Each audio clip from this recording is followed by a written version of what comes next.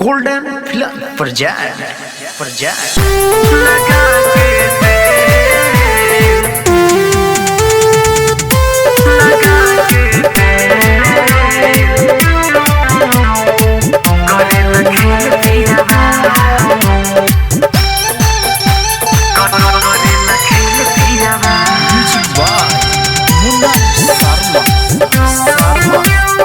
गवना करा के ले आइले सैया होता जवनिया के मेल।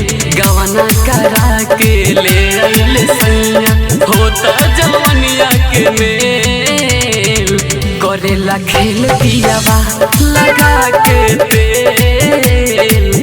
करेला खेल पियावा लगा के तेल। करेला खेल पियावा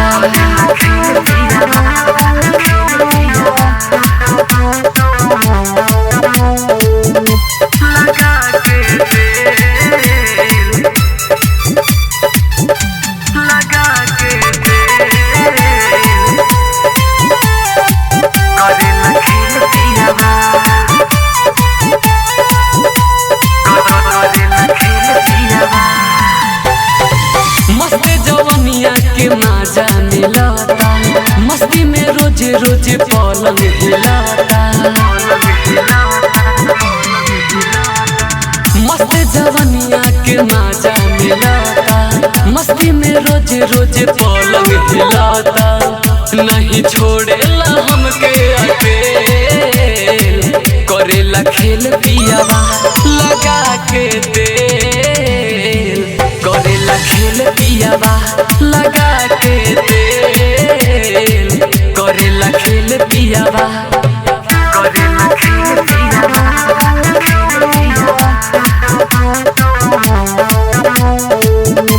लगा के तेल। लगा के तेल। करेला खेल पियावा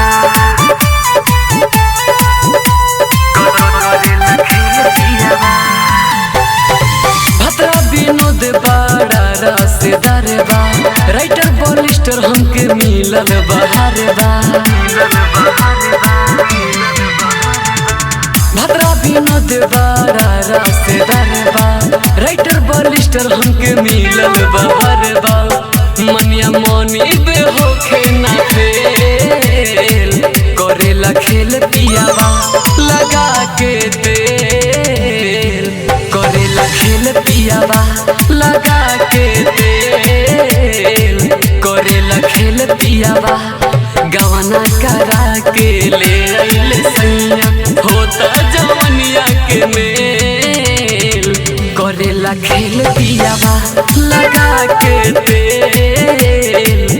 करेला खेल पियावा लगा के तेल। करेला खेल पियावा। Sharma digital recording studio Bettiah.